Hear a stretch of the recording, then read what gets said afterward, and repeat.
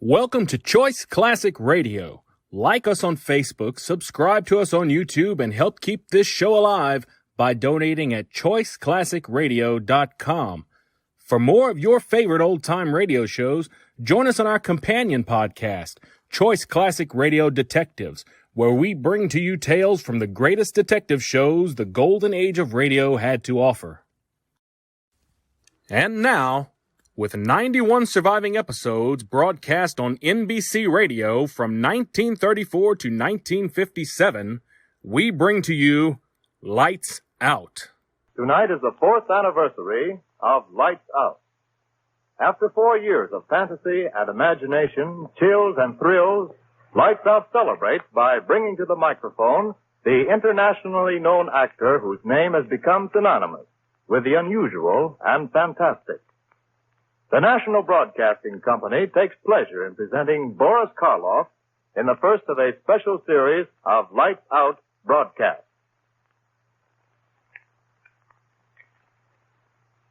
Lights out, everybody.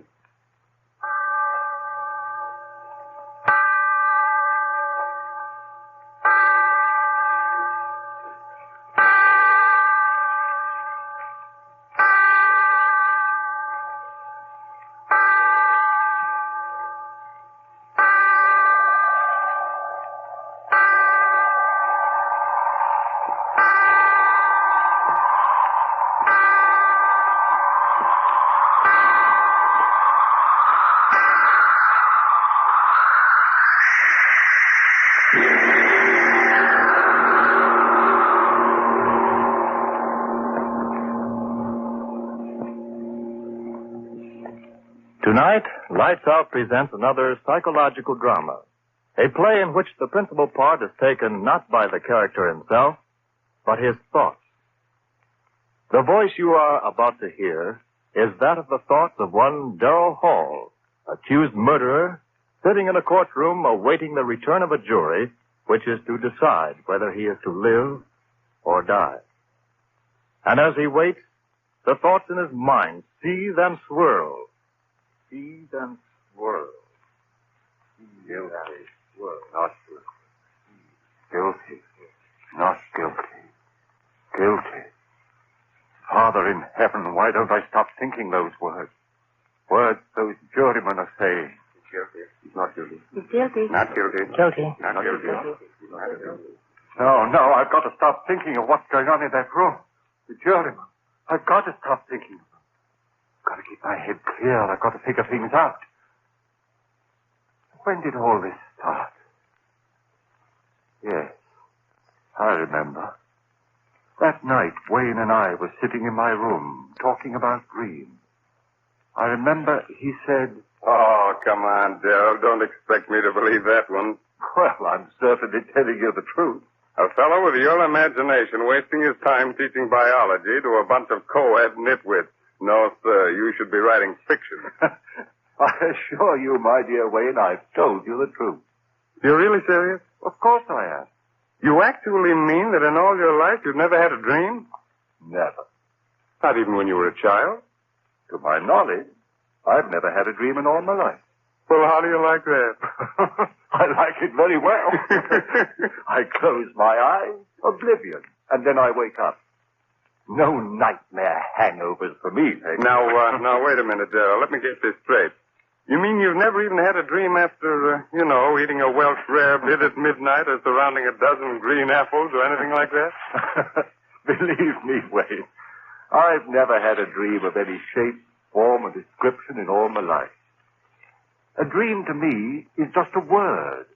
Something that happens to other people, but not to me. But everyone must dream. Well, perhaps. But it just so happens that my subconscious doesn't work that way.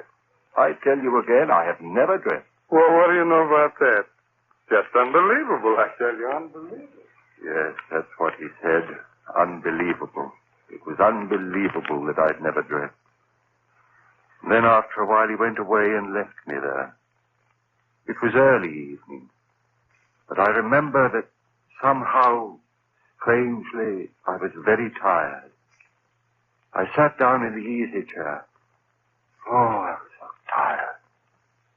closed my eyes. I slept. And then it happened. A strange murmuring in my head. Yes, that's how it started. A murmuring as if in warning. And then in the darkness around me, strange faces lifting and falling. White faces, faces without hope, their eyes full of horror, their white, bloodless lips pleading wordlessly in a way that made the heart in me cry out in pity. And suddenly, I knew I was asleep and dreaming. Yes, dreaming for the first time in my life. And these faces I was seeing were things out of a dream. And even as I knew that, the dream was gone. Blackness. And yet I knew that I was still asleep. And I had a terrible feeling of foreboding, of a horror to come in that dream. What? How? I didn't know. But I wanted to stop sleeping. I wanted to open my eyes quickly before. And then I saw her moving slowly toward me out of the darkness that was my dream. At first, a white, wraith-like thing. And then I saw it was a woman. Yes, the body of a woman, but the face. Father in heaven, that face. Gross, unclean, thick, bestial brows, wrinkles of venery, the lecherous writhing of thin crimson lips that lifted from teeth, white and pointed, and flecked with blood. Yes, a glorious body, and a face from hell. Closer, closer to me. And then she spoke one word. Kill. Yes, that's what she said. Kill. And as she said it, she moved closer. Her hands went out, her eyes. In my dream, I screamed. I awoke. I remember, just at that second, the clock on the mantel began striking. 5, 6, 7. Thankfully, I counted each chime, since the hearing of it meant that I was awake out of the horror of that dream. When the clock had stopped chiming, I sat there. My one thought was, if this be dreaming, let me never dream again. I heard a sound. What was that? I sat still, afraid to move. And then I laughed. It was my own heart, still pounding with fright at what I'd seen in my first dream. Oh, why do I sit here thinking of what has been? The jury in there, they've got to hang me. Free him. They've got to hang me. Guilty. Free him. Free him. Free him. No, I mustn't think of them. Better to keep my thoughts on how it all started. Better to figure things out. Where was I? Ah, yes. Sitting there, listening to the beating of my heart, thinking of the horror of that dream. And then, suddenly, that strange, wordless murmur I had heard in my dream was whispering in my head again. Quickly as it began, it was gone. How could this be? I was awake. This was no dream.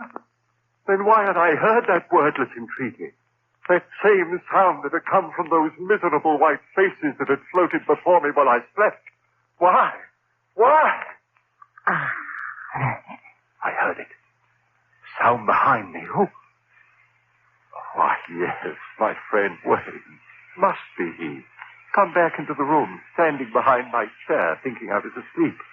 I turned round and said, Wayne, is that you? Ah!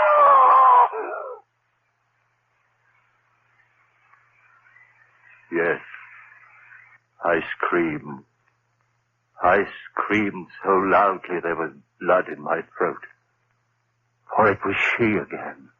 That woman out of my dream. But this wasn't a dream. She was standing there, I tell you. She was standing there close to me, looking at me. And those lips out of hell said that one word. You. I jumped to my feet. No one in the room, no one, I tell you. I was standing there, my head reeling. Who was she? Where did she come from? But there was no one in the room. Had there been anyone there? I didn't sleep that night. But by morning, yes, by morning, I had it all figured out. 2 dreams. That's what it had been, and the second had been more vivid than the first. Why, of course. I'd never dreamed before, so of course my first dreams would seem reality. How easy it was to quiet the unrest in my mind. Easy to make oneself believe what one wants to believe. And yet, some measure of uncertainty remained with me. And Mary saw it in my face when I had dinner with her that night.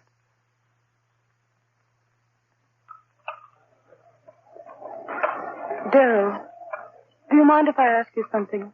What a question. Of course not. Is there something wrong? You mean with the dinner?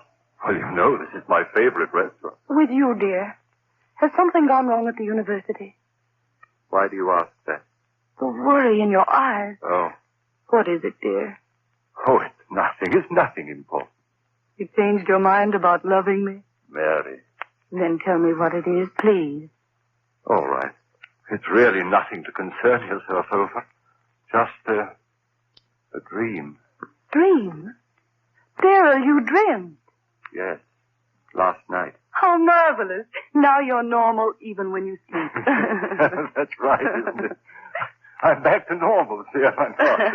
And here I thought from the expression on your face that it was something really important. Funny, isn't it? And I suppose in your first dream you dreamt of a glorious, seductive woman. No, Mary. Ah, did you have a nightmare? If you don't mind, let's not talk about it anymore. Shall we have our dessert now? Now, I suggest the hot green apple pie with cheese. Darrell, was it as bad as all that? Horrible. Oh, that's cruel. Your very first dream, an unhappy one. Oh, well, I'm sure that if you dream again, you've more interesting times ahead. Oh, Darrell, look at the time. 7:01, and we promised the Armstrongs we'd pick them up at 7:15. Darrell, what is it? Your face. Do you hear it? Hear what? You do hear it, don't you? The voices. Voices? Darrell, what are you talking about? Why, the people in this restaurant are most well behaved. Gone. Just the way it was before. Darrell, please, if this is a joke, please tell it to me. Darrell, what is it? What are you staring at? What's behind my chair? What's there, Darrell? Tell me what you see. Darrell, the table. Why did you throw over the table? Darrell, what is it? What is it? Why did you scream like that? What's the matter with you, Darrell? Yes. She wanted to know why I had done it. Screamed, thrown over the table. They all wanted to know. But how could I tell them of her, standing behind Mary's chair, that thing of degradation, and those lips saying, kill. I went home. Mary thought I was overworked. No, darling, you've been working so hard. Go home and rest, dear. That's all you need, rest. Rest. What good was rest? I had to reason things out. All my life I lived with reason, and now this horror. I had to know all about it. Now I was certain it was no dream. What I had seen there in the restaurant had been no thing of sleep. Hallucination. Yes, that was it. I had been working hard. Too much work was the answer, and rest would cure that. Yes, indeed. And so I rested through the next day. It was quite dark when I awoke. The phone rang. It was Mary calling to find out how I felt. Are you sure you're all right, Darrell? Why, yes, Mary, yes, I'm fine, thank you. You sound all right.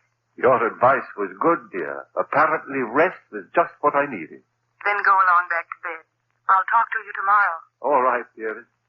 Thanks for calling. Goodbye, Daryl. Sleep well tonight. I hung up the receiver. And then the clock on the mantel behind me began striking.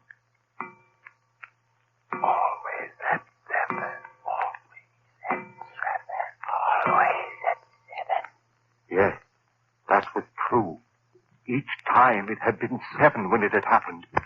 And then, with the last chime of the clock, I realized it was 7 again. 7. Would I see her again? I stood there, back against the wall, waiting. So quiet, I could hear the clock ticking away the seconds. Would it happen again, this hallucination of mine? I waited.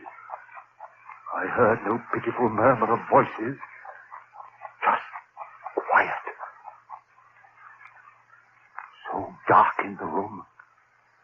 I could see the shadowy emptiness of a chair near the other wall. And then the chair was no longer empty. There was someone in it. I said, "Who's there? Answer me, who's there?"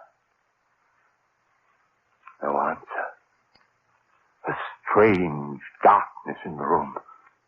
Deeper and deeper, I could see nothing, and then, through swirling pools of flame led right, closer and closer. I stood there, I couldn't move. A rumbling began in my brain. Fear, I tell you, fear tearing up my brain, louder and louder, while those red circles of light came closer and closer. Father in heaven, what was it? What?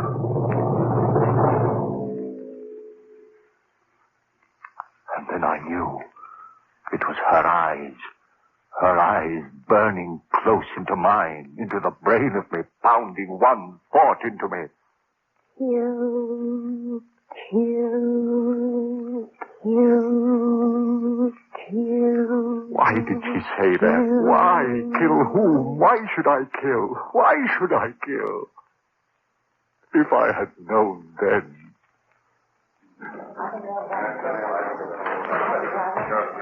The jury. They're coming back. The verdict. What? No, not yet. Still out. Oh, they've got to find me guilty. I've got to hang. I've got to. If I live. Oh, but I mustn't think of that. I must think of what happened. Where was I? Ah, yes. That woman. Her eyes pounding that word into me, and then gone again. But this was no dream. Then what? A voice within me whispered, "Crazy, crazy, crazy." No, I was fainting. That horror was real as the breath in me. And with that realization, the cold misses of a wind blew around me and scratched at my heart. For if she was reality, somehow I knew that I was lost. And so it began. Night after night, the stroke of 7. First, that wailing dirge of those lost souls. And then her writhing lips. Kill, kill, kill, kill, kill, Kill. Father in heaven, the words began pounding in my head so that even when she wasn't there, I heard them. I hid in my room. I didn't go out. People would see this madness that had come over me. I went nowhere. And soon I knew that they were talking of me. I tell you, I don't know what's come over Daryl. Hides in his rooms, won't even talk to me. Something's wrong there. And Mary. Please, Daryl, you've got to let me see you. This talking over the phone, oh, darling, what's wrong? What's wrong? Night after night, the horror of... And the greater horror of... kill, kill, kill, kill, kill. Mary pleaded with me. Daryl, if you love me, please let me see you, talk to you. Come over to my house tonight. Oh, please, Daryl, perhaps I can help you. Please, darling, please. I didn't want to go, but I went that night. Perhaps she could help. Yes. Help me understand the madness of those wailing voices and drifting white faces. Understand the horror of that woman and that maddening word. Mary, so understanding, so gentle, she could help me. clear my head of the madness. Oh, Daryl, you're here at last. Mary, help me. You will help me. Daryl, your face so white. Oh, Don't talk yet. Sit here and rest. I'm sane, Mary. Believe me, I'm sane. Of course, dearest. Of course you are. It's that madness outside of me, those white drifting faces moaning at me. Rest, darling. And that woman out of hell. Woman. Her eyes and lips telling me to...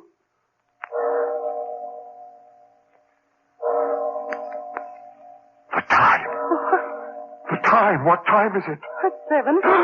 Daryl, what is it? I've lost track. I've got to get out of here. Daryl, don't. Wait. Don't go. Too late. Daryl, what is it? Too late. Late. You hear them, don't you, Mary? I'll go call a doctor. Listen to them. Their voices are so loud tonight. Listen, Mary. Daryl, don't. There's no one here. You hear them? You must hear them. What are they saying?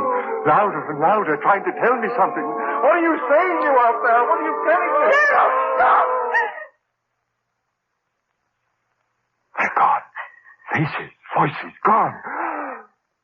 Now she'll be Oh, here. Daryl, please, you're frightening me.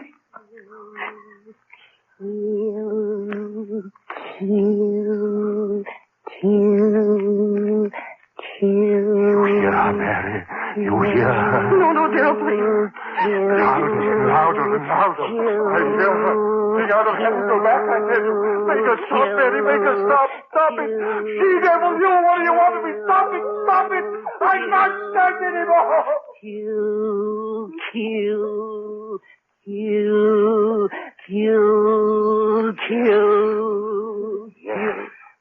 Yes. Go away. Go away. I'll kill. Daryl, don't. Oh, my neck. Choking me. Daryl, no. Kill.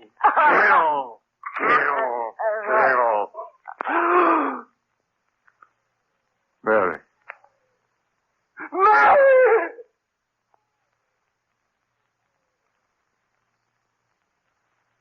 Yes. I had killed her. My sweet, gentle little Mary. Killed her with my own hand. I opened my hand. She fell to the floor. I went out into the street.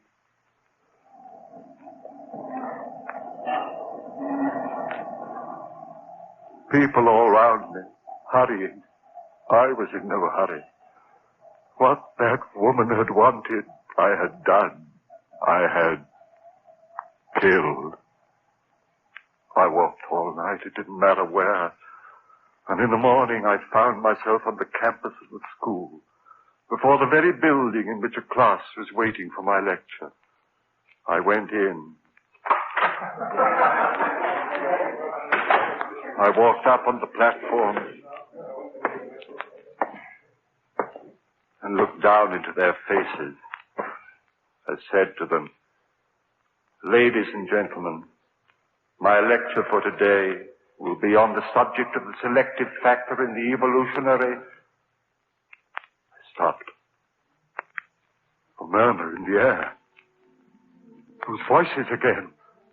But it was broad daylight. I'd never heard those voices in daylight before. What did they want of me? What were they saying? There was a strangeness in their pitiful voices. Yes, like a dirge of tears and sorrow for someone. For me, yes, for me. And then, her voice, laughing, triumphant. Then I understood. For the first time I understood everything. She had triumphed over me. That was why those lost souls were wailing a dirge over me. I was hers forever. I turned and ran out of there like a madman. Ran, and as I ran, those voices of the damned were talking to me. As we are doomed, No. those who murder are doomed. We listen to her and No. now you are one of us. Those who murder. No peace through all eternity. No. Rest for those who murder. All eternity.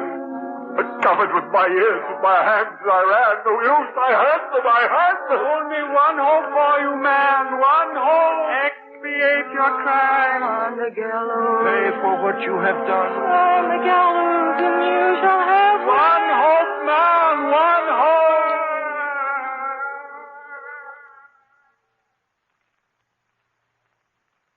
So that was it. My one hope. If I paid society for my crime, she would fail.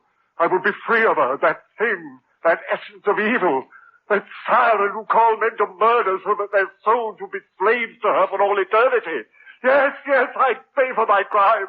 I ran on, back to Mary's house. Yes, I'd pay it gladly with my life to have the peace of the rest of oblivion. I went back into the house. Yes, Mary was lying there, cold. I lifted her. Those same hands that had crushed the life out of her lifted her and carried her out into the sun. My eyes were so filled with tears that I could hardly see where I walked. People began milling about me. He's got a woman in his arms. Well, where's he carrying her? She must have fainted. No, look, she's dead. What? Who killed her? Huh? Hey, mister. Hey, mister, who killed her? I did. Who killed her? I killed her.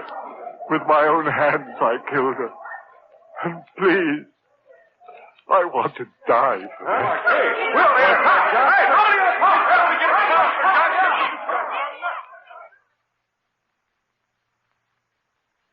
And then the trial. My friends, they wanted to save me. Clever eternities, sanity commissions, and twists of the law. But I wanted to die. I tell you, I had to die.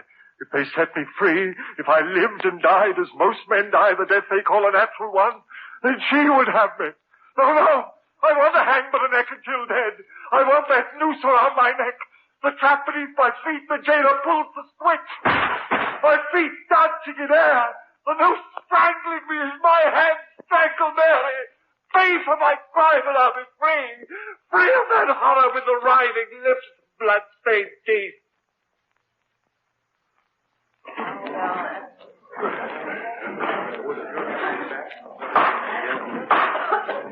All in the court.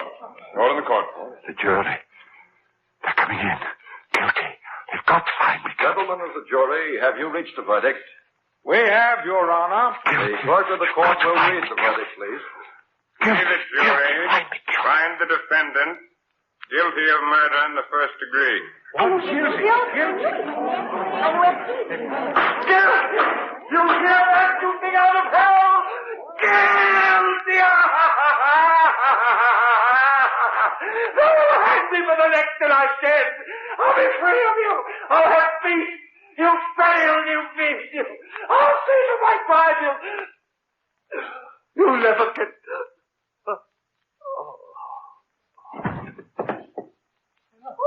What's he? He's fainted. Hey, stand tight, everybody. Doctor, right this way, doctor. Ambulance, call an ambulance. Stand back, please. It's no use. This man is dead.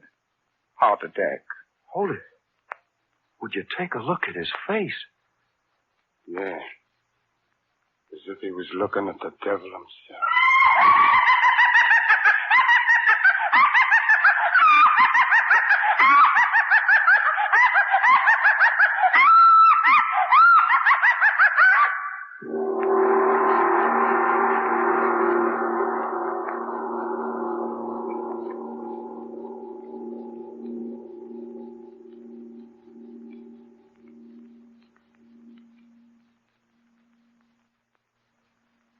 Ladies and gentlemen, you have just heard the first play in a special series commemorating the 4th anniversary of Lights Out and starring Boris Karloff. Next week, Mr. Karloff will appear in another new air drama by Arch Oboler, a play suggested by the Sibelius musical composition, Waltz Triste. It is a story of death and a revenge beyond death. Listen to Lights Out with Boris Karloff.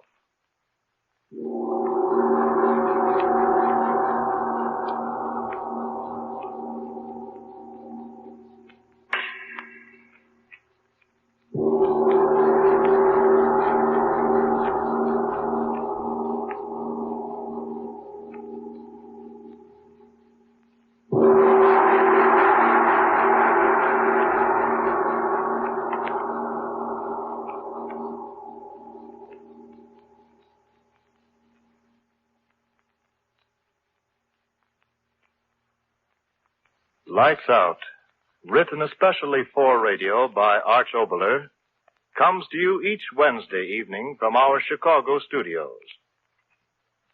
This is the National Broadcasting Company. That concludes today's episode. We'd like to thank you and remind you to donate at choiceclassicradio.com. Remember, your donations make episodes like this possible.